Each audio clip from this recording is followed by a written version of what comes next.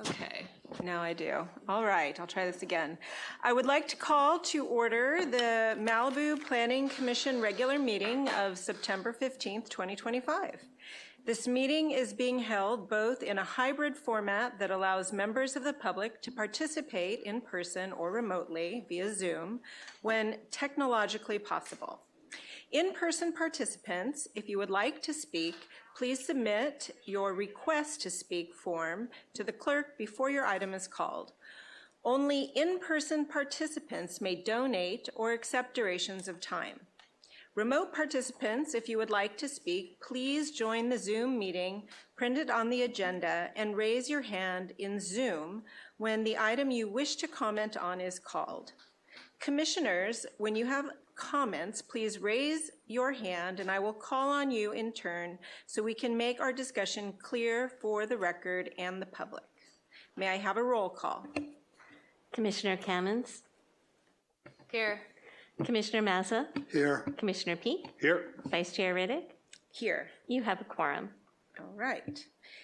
After recording secretary calls a roll and confirms we have a quorum, let's see. Who would like to lead us in the Pledge of Allegiance? I'll go for Norm since he's the old faithful there. Every time, Norm. Norm.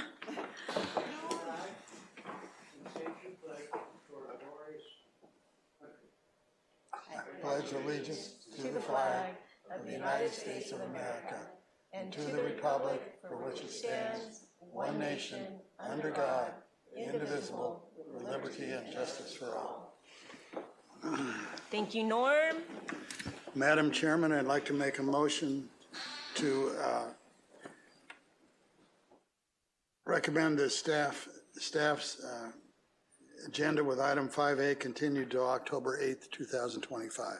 Can I get a second? And just a quick correction, that's October 6th, 2025. Second. I second. Okay. Let's see. Do I need to do a roll call? Are we all good? Commissioner Mazza? Yes. Commissioner Kamens? Yes. Commissioner Peak? Yep. Vice Chair Riddick? Yes. Motion carries. Okay. Now, may I have a report on the posting of the agenda?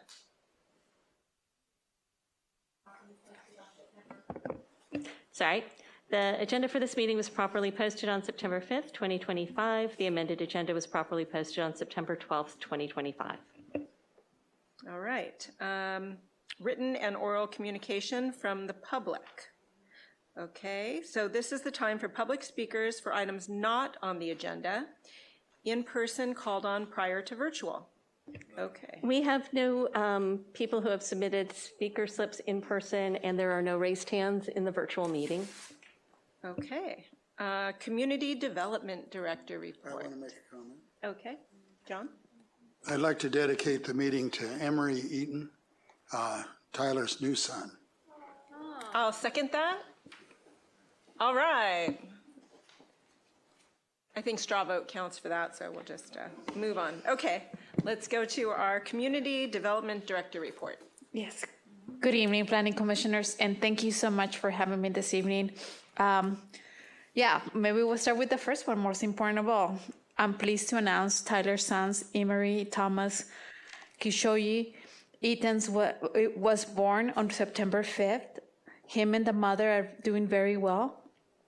We wish him well, and we are so happy for him. I also want to mention that this evening, Principal Planner Brooks will be available for the Planning Commission for the next couple of meetings. And also thanking our city attorney, Trevor Rusin, that is filling out for Kellen while he's going on vacation. In regards of what we're doing on our rebuilds, we have added 2 contract planners to help us with our turnaround time. So those are the news that we wanted to share.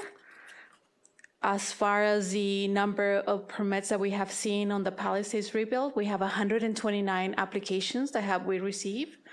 60 of them have been approved, and 11 of them are now through the building and safety review, with 2 of them approved for permit and under construction. We also are very close to issuing the 3rd permit. We remind all of our families that to visit us at the Rebuild Center.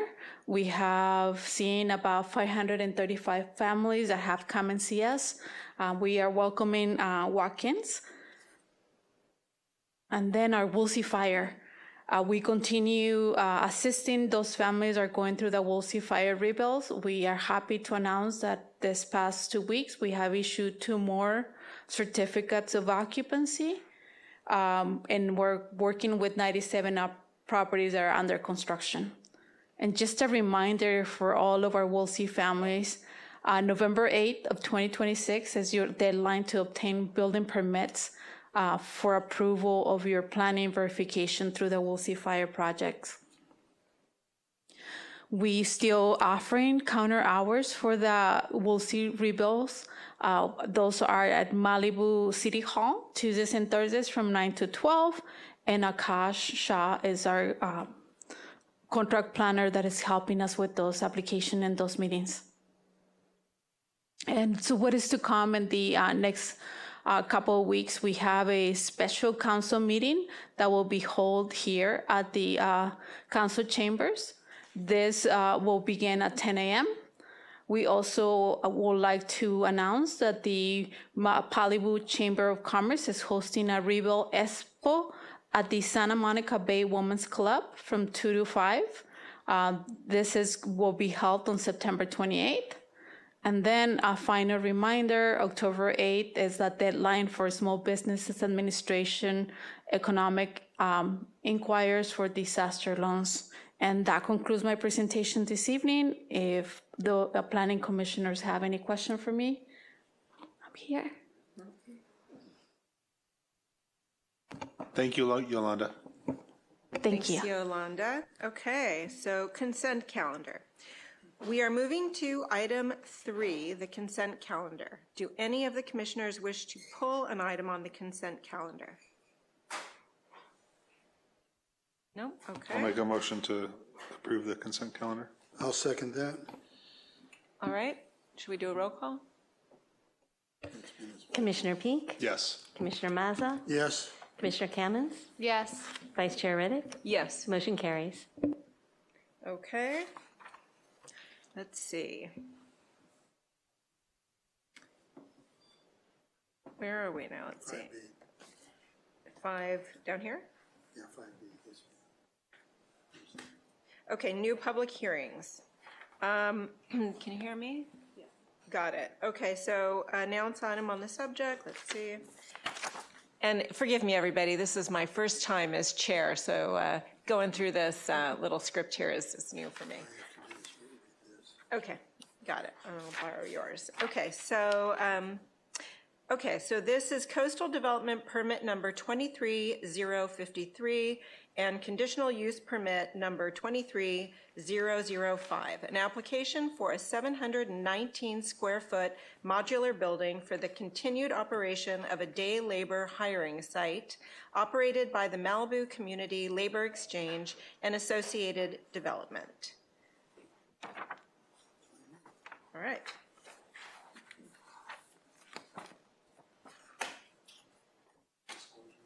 Disclosures. None. I've been there. No disclosures. Marty? No disclosures. Okay. Then do we get a report? Is that right? Next thing? All right. Good evening, Vice Chair Riddick, members of the Planning Commission. This next item before you is a CDP 2353 for the Malibu Community Labor Exchange. And with that, there is a conditional use permit attached because it is a philanthropic use within an institutional zoning district. So let's get started. The Malibu Community Labor Exchange. So they have historically operated out of the Civic Center complex property on Civic Center Way, just east of the Malibu, the Chili Cook-Off lot.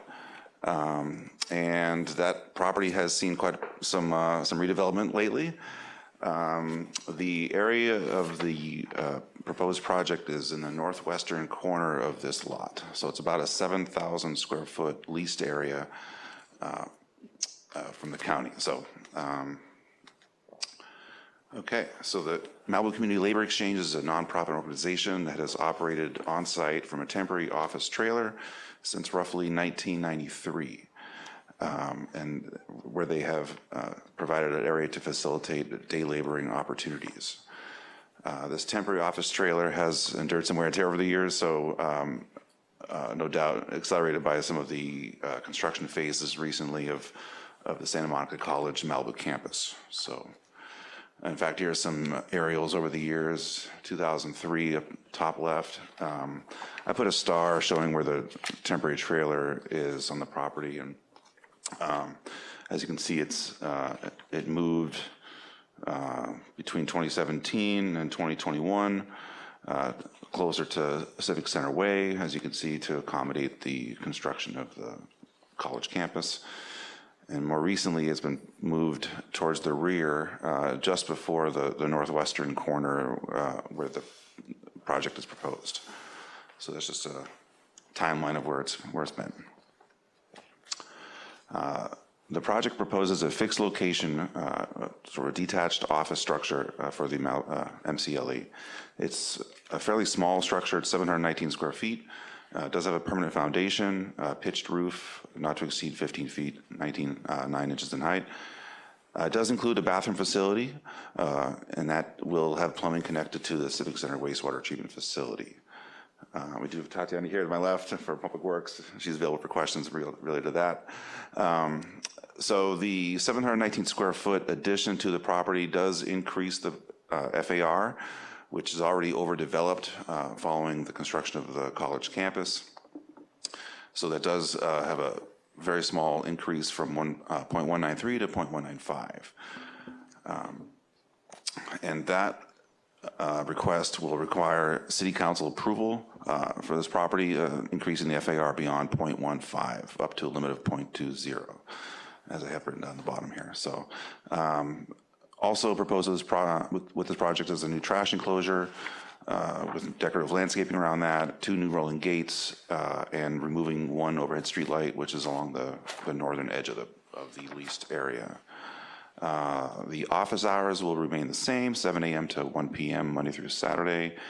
And again, this does include a CUP request for the philanthropic use of the MCLE located in the institutional zoning district. So having done a little research, we did not find that a CUP had been previously granted for this, so this is a bit of some housekeeping. So let's get a look at the structure. We got rendering on the top left here.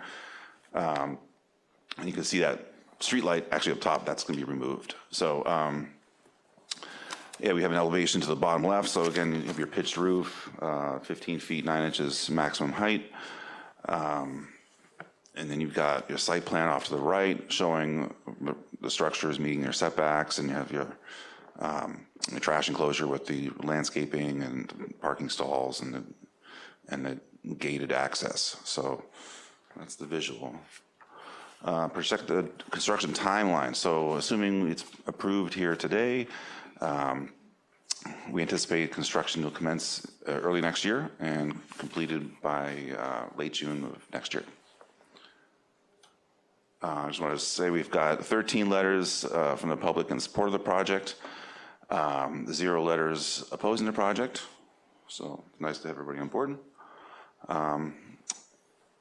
And yeah, we recommend that Planning Commission adopt Resolution 2571, determining the project is categorically exempt from CEQA, recommending approval of CDP 2353 for the new office structure, as well as recommending approval of CUP 23005 for the philanthropic use within the institutional zoning district.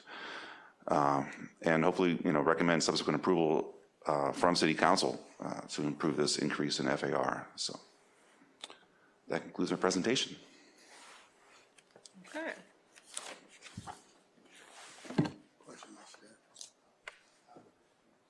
Go ahead, Joe. Do we have any public comments? No. Okay. We have no speaker slips for in-person participants, and there are no raised hands in the virtual meeting. So we're opening the public hearing, then closing the public hearing? All right. We are closing the public hearing.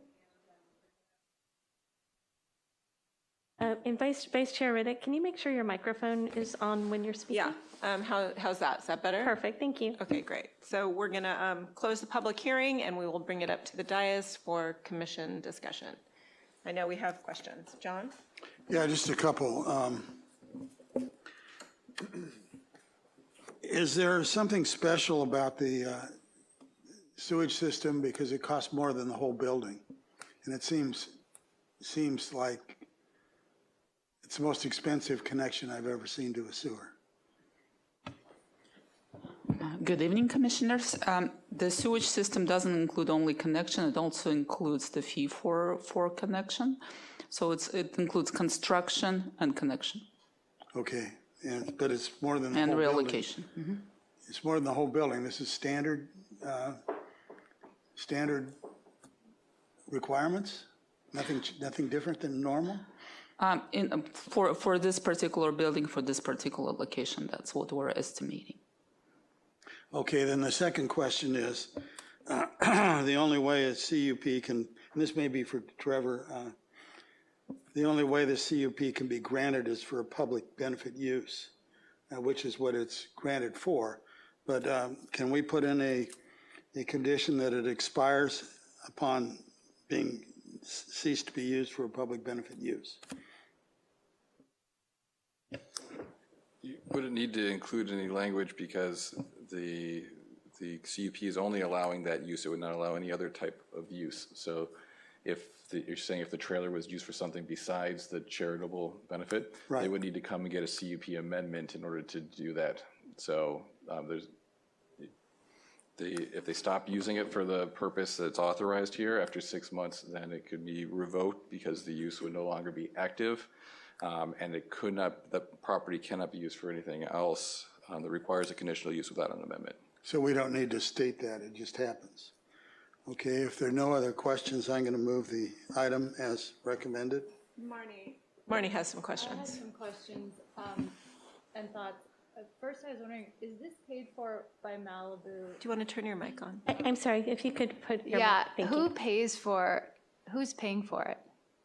Is this a taxpayer funded? There is two sources of funding. There is a portion of general fund, and we also have a community development block grant program money. Is that Malibu taxpayer money? That's the federal money. Okay. And then are we in discussion yet? Or We just- are. Discuss Okay. away. So while I do feel like the labor exchange has value, I couldn't make the finding for myself that this is the least environmentally damaging alternative to erect a new permanent structure when there are so many empty vacant structures, even on this parcel, and to increase the FAR, which would contribute to urban sprawl and more congestion in that civic center area. So wanted to hear what you guys thought of that. There seems like there's a lot of empty buildings that could be retrofitted to fit this endeavor. Good point. I wanted to make the finding because there was so much support in the community. I don't want to seem like I'm against the labor exchange. I couldn't find that the LIP said that it has to add significant benefit to the community to make this a permanent structure. And I couldn't understand how a structure that's been here since 1993 needs to be made permanent however many years later, when there's empty buildings everywhere, especially ones the city owns. So You're talking about on the site, or are you talking about? I'm talking about all over Malibu, but on that site as well, there's a lot of buildings there that don't have any use. Okay, I think those sites are all owned by the county, not by the city, correct? It's a county-owned lot, yeah, they just lease out. Fletcher, are you familiar with the restrictions on the use of those, or whether would they be able to, or whether the buildings are suitable, or would need to have significant retrofitting or repairs in order for them to be usable for a project like this? Was this looked into by staff? We We did not look at other portions of the property. It was really just that northwestern corner that was designated for this. And yeah, prior iterations of this project included, you know, a mobile trailer. And so this was a big improvement having a permanent structure. I see for the morale why it's an important thing to make it a permanent structure. And there were so many letters, and I read each and every one of them that was emailed to us about the social value and everything that it does for the people that go there and the people that use it and how it is in our community. But it seems that the question isn't, does it add social value, and is it a good thing to have in the community? Does it improve the self-esteem of lots of people? Yes, but is it the least environmentally damaging alternative for Malibu? I don't see how it is. A big part of it was complying with seismic standards of the building code. It's not retrofitted for an earthquake. And so that's why they needed to go with the permanent foundation. But even that, couldn't they use the many other buildings? I even know. Oh, go ahead. Yeah. I think that part of the element of when you're looking at them using other buildings, like, and I don't know, I'm not the county, but I know the county's like had resistance when people have tried to go on and do things, or the state for that matter, even in like the empty courthouse, right? So you have the library, you have the empty courthouse, then you have the newer building, or you have the public works office that's there, and then you have the newer building that's the college campus, hopefully one day to be sheriff's station. Mm-hmm. So I think that they have different classes. I know that not all the classes are full, but I think that the thinking was that this is sort of like a little standalone structure on that property to operate separately as it always has. And now instead of just having some, you know, rented out houses and or somebody having to go to the restroom very far away, that can kind of be self-contained on that property. So I don't think it's But realistic. it's not very far away. I mean, it's not very far away, like to go to the library. You'd be watching or the like, courthouse or yeah, you'd be Cameron walking College. 500 to 1,000 feet. It's pretty far, but I'd say that I would, you know, I wouldn't necessarily want to intermingle. The labor exchange is a certain type of facility that benefits the community in many ways, and it's not, you know, hey, go use the bathroom at the library. Yeah. And I don't personally see how 700 square feet really is part of urban sprawl. Well, it's also the cost that like taxpayers are paying to have this building, whereas like. We can't consider the cost of the project. We only can apply the municipal code and the LIP to it. The cost of whether to allocate that is for the council to decide if they're going to allocate the funds. It should play no decision in what you guys are looking at here. But I mean, I do agree that, you know, the idea of looking at other uses, but I think that what we're hearing is we don't as a city own those buildings that are vacant. Well, but we do own we own the lumberyard, let's say, where there's just empty places and bathrooms. But you're talking about a retail stores. That's what the lumberyard is, right? It's a retail shopping center. I think there's other things there too. Restaurants. Restaurants, there's a dance place, there's. Right. Yeah. So it's not really I mean, the labor exchange is pretty particular in its type of use, right? And it's always been in like a, what do you call it, a portable structure? Is that fair to say? Yes, good evening, and I just wanted to add to the conversation because I've been part of the, since the beginning of how this was going to evolve and how we help the community with this services for the whole community. So going through another building, you don't only need to assess what the improvement needs to be, but they will have to have their own bathrooms. It was decided, and I have the representatives of the labor exchange here also, when they look at this property, to use the county property, there was conversations of using the existing community building, but there was no appetite for allowing that use inside within the classroom setting. The best option was going to go with this site. The site is already, it has the concrete already in place. So just think of bringing a modular structure. They're just going to pour concrete around it for the permanent foundation. And then they're bringing the whole pre-manufactured structure to place on top.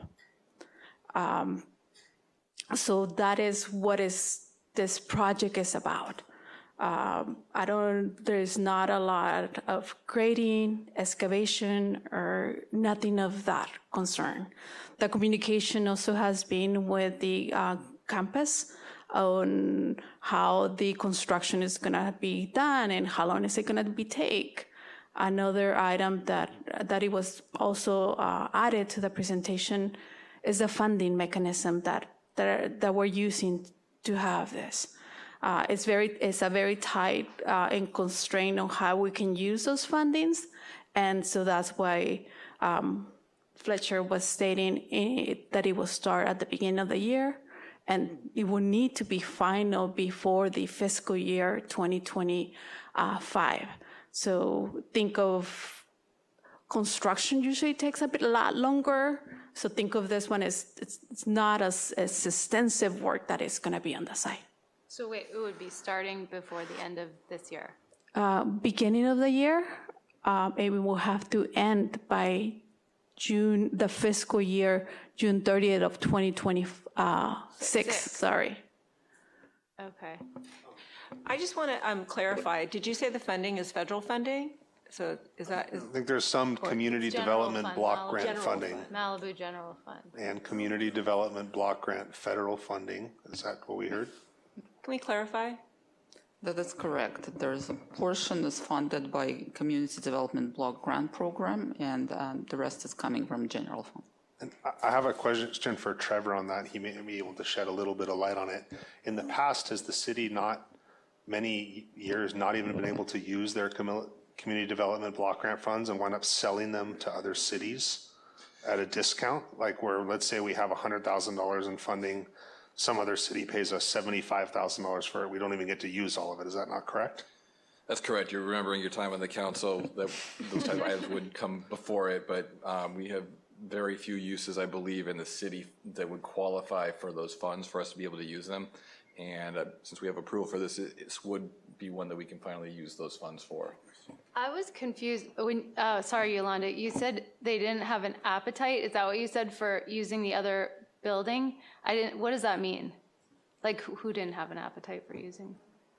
Oh, so the county, is that like the county didn't want the labor exchange in there? The county owns a community college. There was a conversation to see if there could be a possibility to allow in this service to be within the campus inside the existing building. And the answer was no. Okay, and then the other building, the old courthouse, is that owned by the county also? That is owned by the county. And was for that that will be also a retrofit. So we will need to have a tenant improvement and Probably far exceed these costs. I said it would probably far exceed the cost for this to do that to the big building. yes, we look at and I say we look, but our previous deputy city manager was very involved on what was the best alternative for those fundings to be used, and one also that can be more expeditious for this service. Expeditious, so like happening faster? Yes, Okay. because of the funding. Yeah. So I just am still finding that even if it's like, we got to spend the money now or we're not going to have it, I still don't think Malibu needs more of a permanent building in that spot for it to be able to still operate. If it's been operating for 30 some odd years, why can't it then take another few years to retrofit a building that already exists rather than erecting another structure and bringing more traffic and construction into an area that's already so congested? And I'm not trying to be against the actual labor exchange.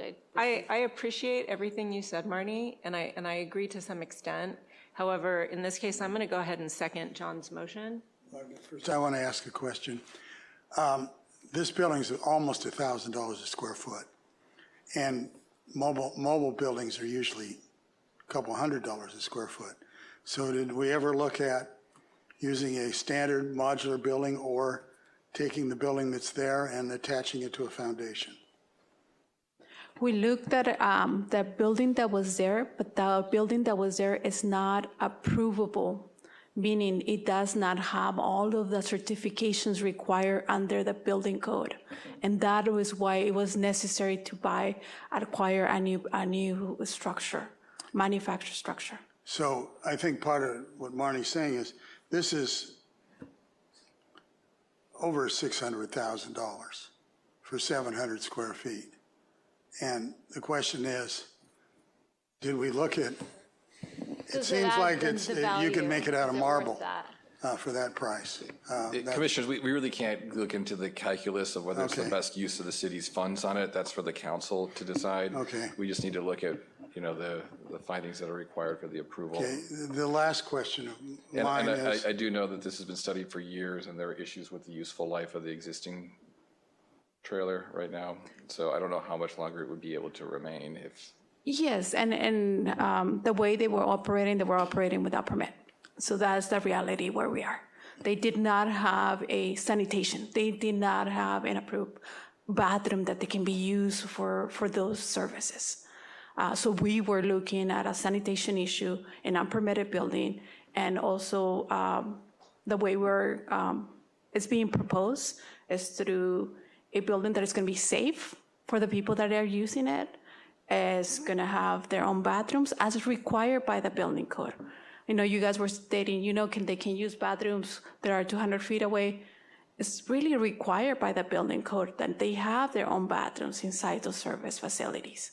There is exemptions to that code, but those exemptions to the code are not just useful when you're putting a new building. last question for me is there any signage given in this, this approval, since it's in the back corner of a building and signage would not be allowed under our codes being that far away if it was on Civic Center Way? There's no signage part of this application. Okay. So look at that separately. Okay.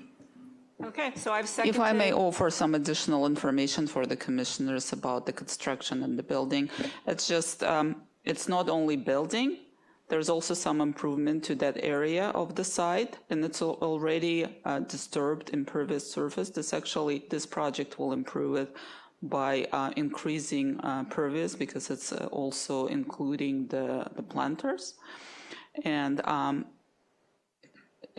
just improving that corner. And I hear you about the traffic concerns, but there is existing trailer already there, so that already brings traffic to the area for the same use. So there will be traffic, and also the parking will be near the building, so it will be less impact. Okay, so I've seconded John's motion. Can we get a roll call, Rebecca? Commissioner Mazza? Yes. Vice Yes. Chair Riddick? Yes. Commissioner Kamens? No. Commissioner Peak? Yes. Motion carries. And that was also to make the recommendation to council to approve the project, and just want to make sure that we have that language in there. That's correct, right? Yes, Commissioner Mazza, you recommended approval of the staff recommendation, correct? Yes. You did. Yes, That was the my motion. Okay, thank you. Okay. Okay, so now we are moving on to the next item. Is that correct? Yes. Okay, so that would be Coastal Development Permit number 20-061, variance number 25010, and site plan review number 20-086. An application for the construction of a new two-story single-family residence with basement, on-site wastewater treatment system, hardscaping, pool, landscaping, associated development, including a variance for construction on slopes steeper than 2.5 to 1, and a site plan review for construction over 18 feet up to a maximum height of 24 feet for a flat roof. All right. we go to public comment, is that correct? Disclosures. I visited with the applicant Saturday, up on the property, just noticed obviously the steepness of the slopes and that was pretty much it. I visited with Marnie on Friday with the applicant and observed the terrain and the view shed. Okay, I too visited the site and met with the applicant. We walked the site and discussed the property. I too visited with John on Friday, and we had a nice time. Commissioners, was there anything from your visits that was not in the staff report that you noticed? John noticed something. Well, I noticed that the staff report, in my opinion, was an error on certain findings. As far as it not being ESHA adjacent and covering LIP 6.5 on view shed. Can you explain more? Just what? What's the area not the of ESHA findings, that just you're referencing? Just if you noticed ESHA in a location that is not on the map, or if any Okay, factual this is an observations. ESHA adjacent setback situation, and the finding by the city biologist was there was no ESHA. There, of course, is an ESHA. It's Encino Canyon. It goes all the way to the ocean.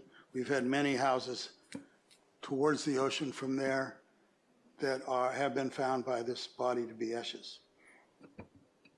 And then the view shed, you can't see it except from the one picture in the staff report, and when you're up there, you can see it. Is that good enough? Yeah, just want you to identify the facts so that it can be addressed by the applicant or by Okay. anyone in the audience.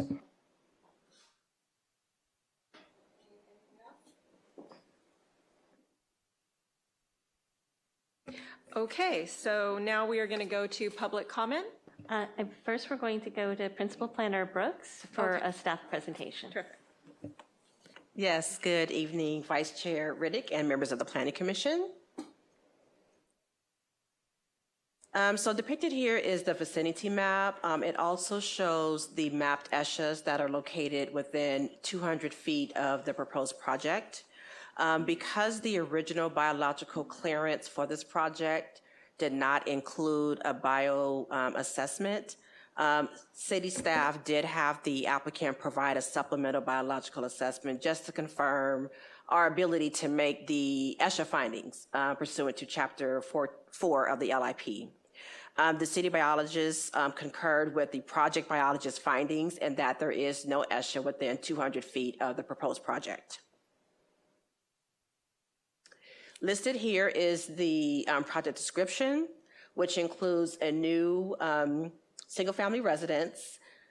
Oh, you know what? I apologize. This is a wrong slide. Yeah, I apologize. This is the wrong slide. It grew like double. I apologize. The project description is included in your staff report. Staff was able to verify that the project as proposed does meet the applicable development standards. Depicted here is the color-coded slope analysis as reflected in your staff report. The application does include a variance request for construction on steep slopes. The purpose of this slope analysis is to also illustrate the site constraints. There are road easements located west and north of the project, one along Via Vienta, and there's another road easement on the property along Encino Canyon. The slope banding colored in magenta and red are the steep slopes that require discretionary review. As described in your staff report, because the project does include construction on slopes steeper than 30%, the project is also subject to the hillside development standards of the Malibu Municipal Code, which essentially means the maximum total development square footage is reduced by 25%. So in this case, the maximum home size was decreased by approximately 1,200 square feet. What that also means is that the maximum height from the bottommost portion of the residence to the topmost portion of the residence cannot exceed 35 feet in height. The project as designed does comply with that standard as well.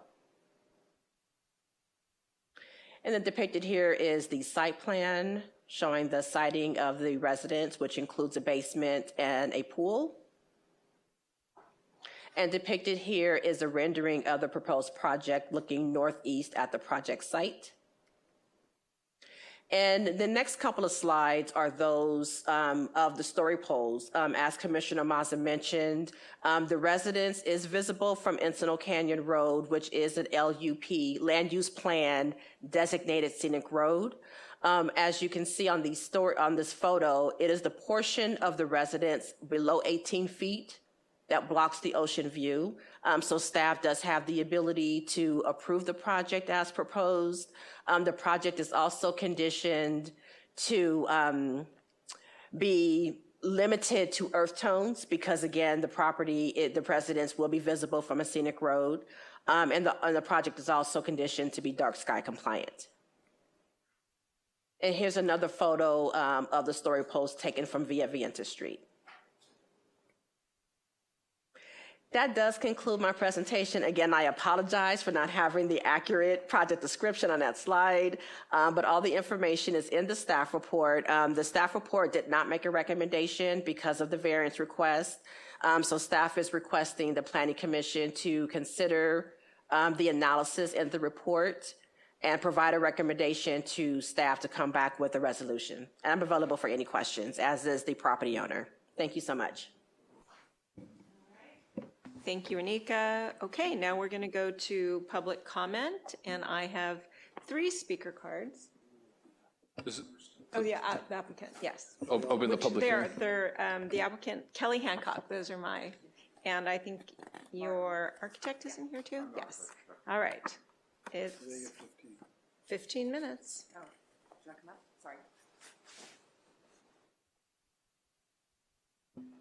And you can reserve any Yes. part of that 15 minutes. I just wanted to thank you for including us in the hearing tonight, and it was nice to meet you, and thank you for coming to the property to take a look and voice your concerns and feedback and insight. I appreciate that. And I'm going to leave the time for answering questions, and I have my architect here to help with that as well.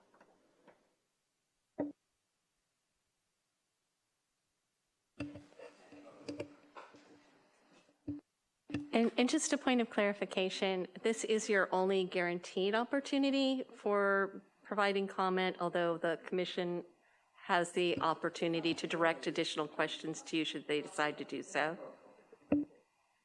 Wait, are there other public speakers besides the applicant? Okay, No, there's none online. They have 14 minutes and 40 seconds. okay. But they can do it now, or they could do it after Norm speaks, right? It's up to them.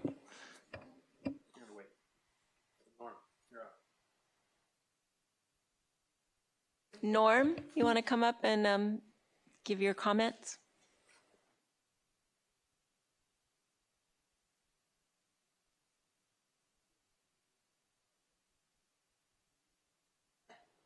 Norm, if you'd wait just one, thank you. Shall I start again? I've had a chance to look at the site. You know, retaining walls are kind of interesting. It requires a variance, but once you lower the grade, then the height is measured from the cut, from the bottom of the cut.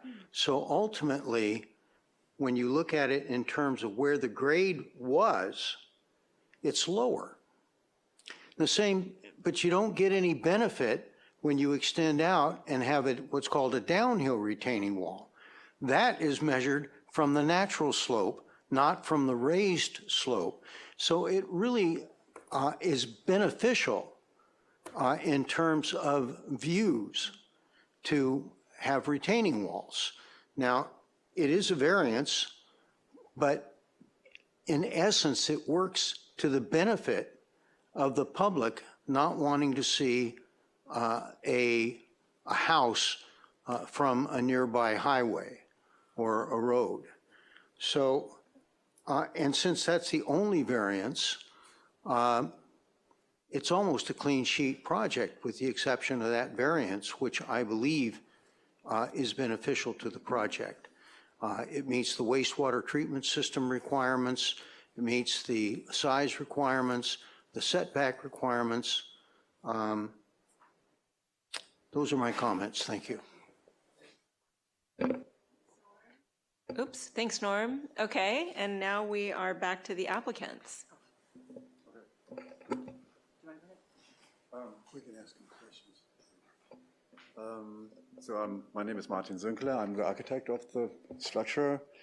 And I think we did a lot of the stuff to nestle the house into the site. Like it mostly appears like a single-story house. And actually, we also pushed back the primary bedroom on the roof. So we did everything we could do to minimize the appearance of the house and having it visible from any point. Coming back to the retaining walls, we have a retaining wall where the pool is, and actually we staggered it in 3 retaining walls that are going to be greened, like with planter boxes and whatnot. So we try to really want to make it disappear as much as we can. And that may be in response of the retaining wall question. And I don't know what you had in mind about like further retaining walls for the structure.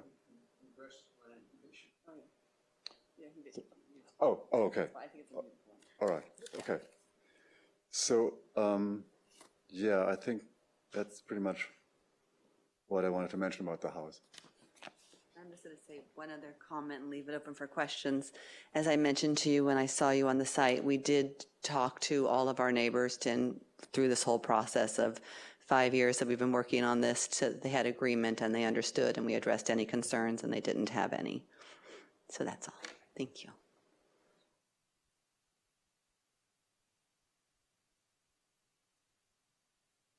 Okay, John would like to ask some questions. And Vice Chair Riddick, could you please formally close the public hearing? Okay, I'm going to formally close the public hearing and bring it back here. Or the public comment, sorry. Public That's the comment. public hearing. Hearing, comment, will include all of it. And I know that John has Commissioner Mazza has some questions. A couple of things we discussed on the site. Yes. And one is, and I want the commissioners to look at the view that was shown of the view, is that your landscape plan shows trees on the corner. Yes. And down the face of. Hold on, the question should be directed to staff. Oh, I'm sorry. asking her question. The question should be directed to staff. The public hearing's been closed. Any What? questions you had should go to staff. If they can't answer it, they could get the information. Okay, Renika, number 1. Did you ever consider a variance for the front yard? One of the findings is this is it's supposed to be on the flattest portion of the lot, but none of it is on the flattest portion of the lot. Did you ever consider a variance for front yard setback? Yes, and I believe the applicant described that the siting of the residence was around the septic system based on where I believe the percolation was the ideal, the most ideal. So they essentially sited the septic system first and developed the house around that. And as you can see on the Okay. site plan, the septic is in the front. Okay, second question is view shed. As you know, it's required that view shed of the ocean be cleared, be clear. And the third to the last page of the staff report shows the view you showed in your slide. And I'll ask this, the applicant also, is the fact that you have 1, 2, 3, 4, 5, 6, 7, 8, 9 trees in the view shed on the corner of Encinal and Via Veneta and on Via Veneta that are over 20 feet maximum height. Why did you consider those not blocking the view shed? Honestly, I did not consider those trees, but I did discuss it with the property owner before this hearing, and I'm proposing a new condition be added, maybe a new condition number 26 that requires the removal of those trees. I believe they're evergreen. They're olives. Non-fruiting olive trees. I would figure that would be under number 42, Wherever is the best location for that condition. What? You said condition number 42? Is that? Yeah, well, what I would suggest, and I'll make a motion to this effect, that number 42 be changed to be all vegetation, including trees and fencing, and then that's added, and then the condition continues, which is there now, located within the front yard setback. Oh, no, and adding located within the front yard setback and the western side yard to the building line shall be maintained at or below the height of 42 inches. And that would clear the corner and the view you see of the ocean on the western, I assume that's west, facing the ocean. Facing the ocean, if you're looking at the property from Encino Canyon at that Yes. intersection, Yes, that is east and south. the southeastern side yard setback, side yard line to the building blockage. So I that think that clear- you're referencing the south and western line. South, whatever the one that's farthest away from Encino Canyon, okay? And then that's the area of the blue,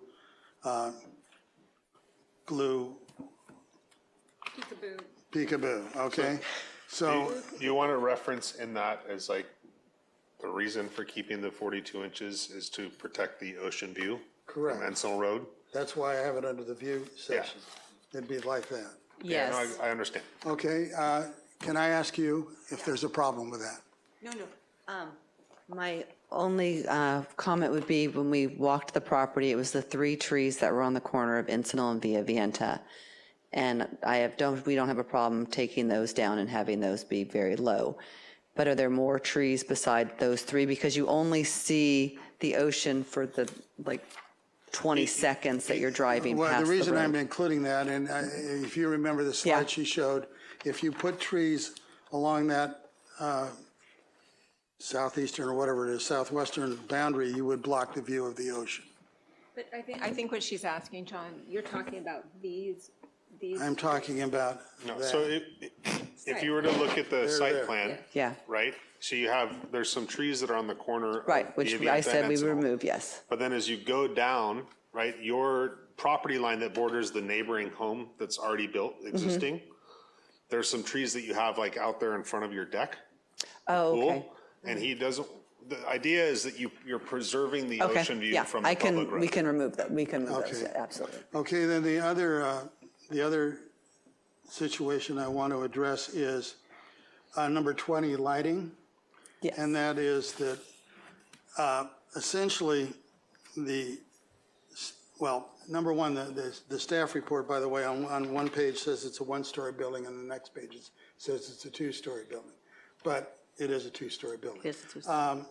And the second story is mostly a roof deck with a small building on it. Yeah. Because it's the roof of the first story. So I'd like to add to number 20, and this is for you to talk about. The second story deck shall install motion sensor lights. Yeah, I don't, completely Okay, fine with that. no That deck's problem not there. going to be used for anything, it's just Then, the roof. To make this consistent with our prior findings, and Renika, I'd like you to comment on this. I'd like to get rid of the condition that says this is not an ESHA and add a variance for an ESHA setback. So change absolutely nothing on the building, but I saw nothing in the staff report where the biologist addressed the ESHA itself. And I read this biologist staff report. Doesn't look like they ever even looked at it. It is, no question, one of the major streams in Malibu, Blue Line Stream. but So, that's on the opposite side, that's Yeah, I know, way but more than the- 200 feet away. No, it isn't. That's the problem. so That's the problem. So we would leave we would leave the building exactly the same as it is. Instead of saying there's no ESHA, we would say you get a variance for that 40 feet or whatever it is. But you're asking for a variance for something that, according to the ESHA map, is not even there. Yes, it is, because if you look at the map, you will see that. Tell me what page, please. Where's the ESHA map? It Can I? is page 3. 5C. No, It's page 3 of 14. 3 of 14. Okay, you see the. So you're referencing the ESHA map that's the ESHA that's opposite the other houses, where if you're looking at the parcel numbers is Right. 4539 and 4563? No, I'm looking at four. Yeah, 4539 and 4563. And you're saying that this. No, I'm looking at 4706. Okay? 4706 is. Yeah, and it also goes on to 4539. Okay. But so you're saying that measurement there is less than 200 feet? Yes, and it shows it's 200 feet from half of the lot. It tells you in here exactly what it is. I'm not going to change anything other than change it from declaring incidental stream with a blue line stream, which means we have to amend. We are required to amend the LIP map as a city, okay? And we've made findings that properties south of that are in ESHA, same stream, and then just change that to a variance on the ESHA setback. What does that, what's the benefit to do The that? benefit is we don't have to go to the Coastal Commission and change the LIP map. The second benefit is there is nothing in our staff report, not one word that says that isn't an ESHA. But my question, John, is yes, there may be a reason for us to update the ESHA map. I agreed. However, it hasn't been done. And therefore, declaring a variance over a map that hasn't yet been created. No, this map is an official map in our LIP. Can I speak? Yes. Thank you. So you said a lot, so let me try to break down some of the concerns you raised. First and foremost, the GIS map that is in your staff report that was also included in the presentation was from GIS, which is also in the LIP.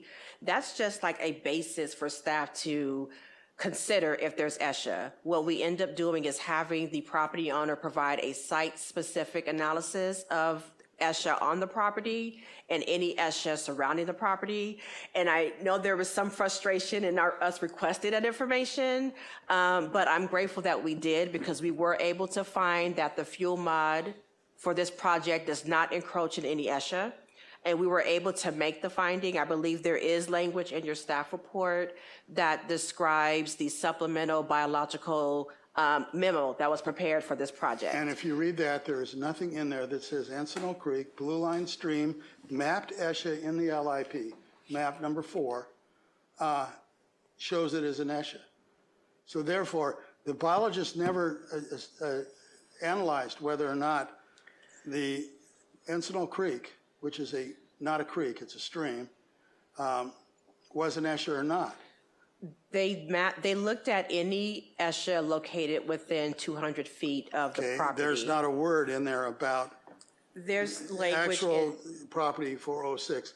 And what I'm saying is, it's part I'm of sorry, the and we LIP need to ask you to ESHA stay map. seated unless they ask you to Okay? approach. It's not something that GIS picked out. It's on the map. I checked. But, Okay. John, if you read what exactly is said here, What does it say? it says the ESHA is mapped within 200 feet west and within 100 feet north of the project site. However, a site-specific biological study prepared for the proposed project concluded that given the existing roadway barrier and the limited habitat structure and the absence of sensitive biological resources, the mapped ESHA does not meet the criteria for ESHA under the Malibu LCP. Now, and that is, it never says that ESHA isn't an ESHA. It says you have a road and a house between you and that, okay? It never says that that blue line stream is not a blue line stream. They never made those findings. That's what's wrong. So to solve that. Are you referring to the map stream that's located west of the property? Yes. So there's existing homes with existing fuel modification that occurs in that area. So this project would not result in any ESHA impacts. It would not have any ESHA impact, but that does not mean there's no ESHA. You just want the And that's what language the in there finding is acknowledging saying, that there's there no is ESHA. ESHA. And they have never once, in their biological analysis, determined that that incidental stream, and that wide ESHA is not an ESHA. They've just said that there's a house and a road between it. So therefore, the ESHA is still there. You can't declare that not an ESHA. You can say that there's no effect.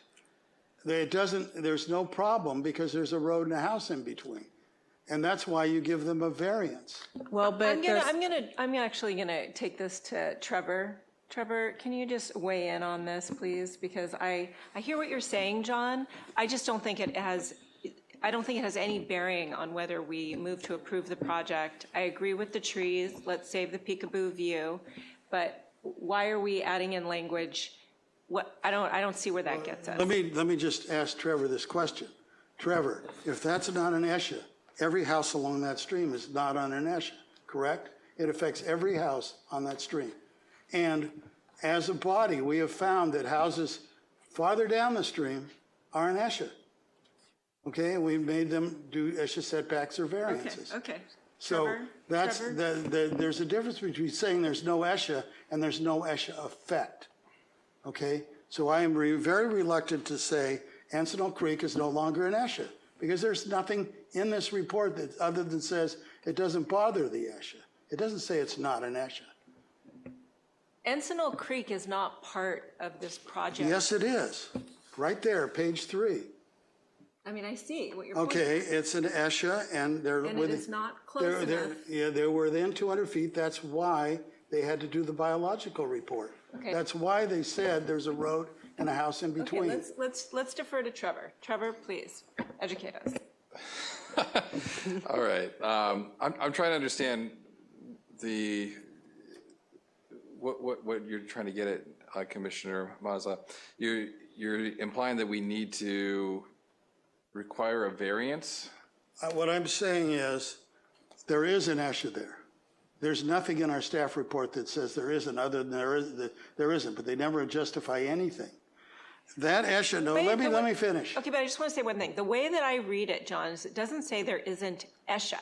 What it says is that they're not close enough to the ESHA to have an impact on this. That is my very point. Okay, they're not close enough to have an impact, but there is an ESHA. Okay, and they made no findings that prove that it is not an ESHA. In fact, it's a blue line stream. Okay, Renika. So there's mapped ESHA surrounding this property to the west, to the north, and to the east. The seeded biologist looked at the mapped ESHA located west of the project site, and it is over 200 feet. So it wasn't even a consideration about whether there was going to be any ESHA impacts.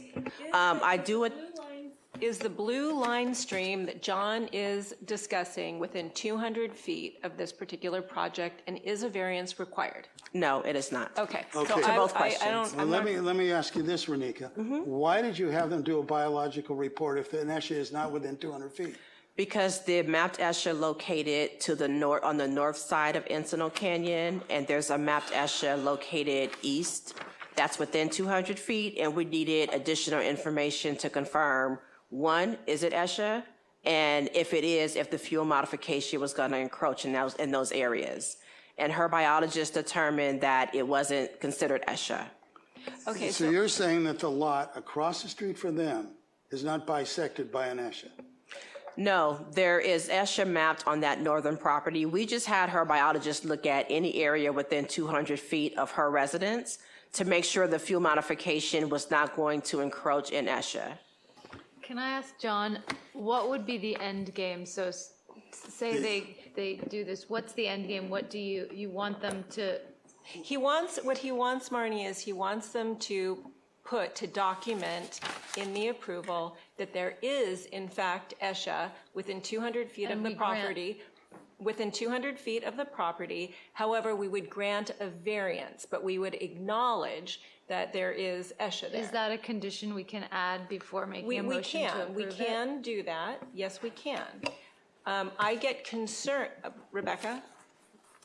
I would also caution that this project was legally noticed. Yes. With an existing site plan review and one variance. Any request by the commission to add an additional variance would require renoticing the project and returning at a later date. It isn't something that could be granted at tonight's hearing. I also did want to just point out that we do have our city biologist's biology review sheet that also states that there is no requirement for an environmental review board review based on the fact that there is no impact to ESHA from this project. Okay, so this is what I want to say to us. I think that we all agree that we are going to approve the project. We know what the variance is. There's no impact to ESHA. So to make our applicant go through the process to add this when there really isn't a reason to add it wouldn't be the right thing to do. And I would move to approve the project as proposed, and I would like to get a second. Well, I would like to do a friendly amendment. We've agreed on the lighting. Yes. And we've agreed on the biology, okay? Now, I can go with that. I want to remind the staff that they are required to amend the ESHA map since they are saying that it's not there, okay? They're required by the LIP. So that's another hearing, that's another time. So that's no problem with me. That's just something staff has to do. So noted. So I made a motion. I second, yeah. Marnie second. So We are going to add a little bit of language per what John communicated. Rebecca, did you get that regarding the trees and the peekaboo view? I would love to have Principal Planner Brooks restate that based on, I have a sense of what he's going for, but I don't know what directions to state in the amended condition. I And can would love to read have you clarification. the exact words if you'd like. Yeah, there are three things. On condition 20, the lighting, I believe that what you're looking for is to change that to say the second story deck shall install motion sensor lights that comply with the dark skies ordinance. Correct? And then there was a change to condition 42, but I did not catch all that language. So Okay, I'll read it to you. read. I think that for the lighting condition, we may want to just consider that there should be no lights on in the area unless it's being occupied. Well, in if the it's area, if it's motion censored, that's, You're going to have lights that turn on and off outside, and well, yeah, if That's there's silly. somebody crawling on the property or, Yeah. whatever. So- well, I'm not saying, I'm saying only the deck has I to know have. exactly what you're saying. Okay, so you want more? No, I want less. Less? Well, what do you say about a deck? I just wanted to say that the lights shall only be used when the area is occupied. Very simple. And I want Well, the project to be that's what completely the- compliant with our dark sky ordinance. That's what dark sky says, and that's what we do on every house we've done this on. Does not say that, but it says part of that. It says decks not occupied after 10 minutes have to shut off automatically with a sensor. So then why don't you just say, just have it be dark sky compliant? Why do you have to add other things? Okay, because, well, it's not a whole lot. The second story deck shall install motion sensors to comply with dark sky ordinance. Yeah, can I allow the applicant to come up and address the commission? You Rebecca? can do whatever you want. Yes, of course. This is about the lighting condition. Yeah. I just wanted to explain the deck that you're concerned about, it isn't going to have any use. It's going to be vacant. It's just basically a flat roof. It's just going to look pretty on the top, but we're not going to Well, use it's got it. a railing and it shows a deck. Yeah, but it's not designated for anything so that we could do a I dark know, but skies the reason there. we do that is because you may not own this house 10 years Oh, from now. okay, fair enough. Okay? Yeah, it's just language that will be in there Okay. for the future, Okay. should it become a deck. Great. Okay, so I think that one's okay, right? That's fine. Now, on the biology, on number 42, it reads now, vegetation forming an impermeable condition seeking the same function as a fence or wall, also known as a hedge, located within the side and rear yard setback shall be maintained at below a height of 6 feet. Okay, then, next sentence,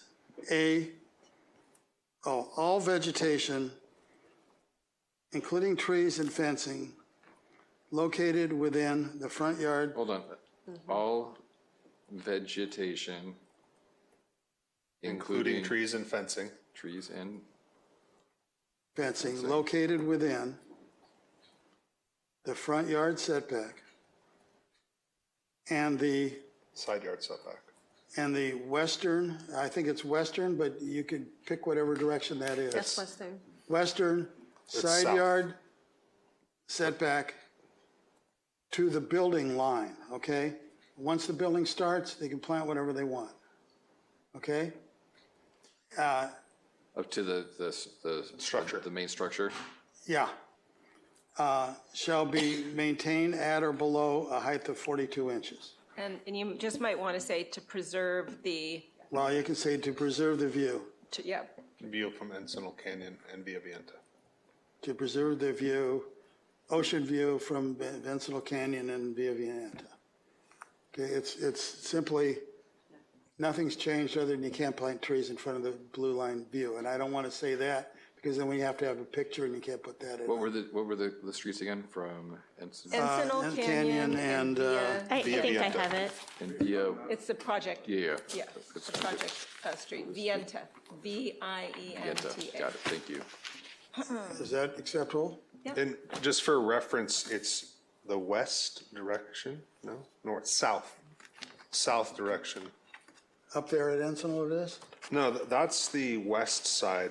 The west is here, so north, south, got so it. this is You the got it. south side. Is it South the, is side, it the west? whatever The you- south side Is it the references the western? side yard setback and the west side references the front yard setback.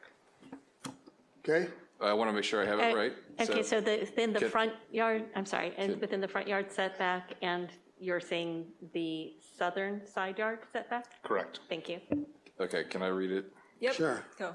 So this would keep condition 42 as is, but it would replace the sentence that says, "A hedge located within the front yard setback shall be maintained at or below a height of 42 inches," with the following language: "All vegetation, including trees and fencing located within the front yard setback and southern side yard setback up to the main structure shall be maintained at or below a height of 42 inches to preserve the ocean view from Encino Canyon and Via Vienta." Correct. Okay. And there was also a condition proposed by Ms. Brooks. Is that needed still? No. No, we're good. Okay. So Okay. then the motion was staff's recommendation with those changes to condition 20 and condition 42, I believe. Is that Yes, correct? yes. Yeah, I just wanted to, if the condition is to limit view blockage, thank you. If the condition is to limit view blockage regarding scenic resources, I don't know if we should include Via Vienta Street in that condition because that's not considered a scenic road. Then don't include it. Yeah, I was just say reference Encino Canyon because that's technically the scenic road. That's fine. That's fine with me. So let's call the question. Okay, so we do a roll call? Okay. To approve? I think you seconded it, so we're, That I amended it, you're second. okay. To clarify, the motion was to approve staff's recommendation with the change, the substitute condition for condition 20 regarding lighting, and then the change, the substitution in language for condition 42 with the language I read except removing Via Vienta. Okay, And I would say yes, with the exception of adding that the recommendation is to adopt Planning Commission Resolution Number 2555 with those two amended changes. Great. And Vice Chair Riddick, would you like me to call the roll? oh, do I call the roll? No, would you like me to call the roll? Yes, I would. Vice Chair Riddick, Yes. Commissioner Cammons, Yes. Commissioner Mazza, Yes. Commissioner Peak, Yep. motion carries. We have. This item? Stated today. Yes, yes. We already did that. No, we're going to do that. Okay. It's coming. 7A. All right. So, congratulations. Thank you. Can look forward to retirement. Okay, so now we're going to move on to the most exciting part of the meeting, the commission calendar, item 7A. So do I ask any public comment, or do I get a a presentation on the dates that we're going to be meeting or anything like that? So we have no public speakers present or in the virtual meeting for this item. You'll see on the display the recommended schedule of meetings. The only modifications have been noted in terms of avoiding any holidays. Those move to the next available meeting date, which is typically a Tuesday. And our traditionally dark meetings are noted there. I move the item. You mean you move to approve it? There's no, yeah, I moved to I'll approve second. that. I thought you just wanted to move the item now. No. To clarify, there are no public speakers for this item, correct? And no one on Zoom. All right, I'll second.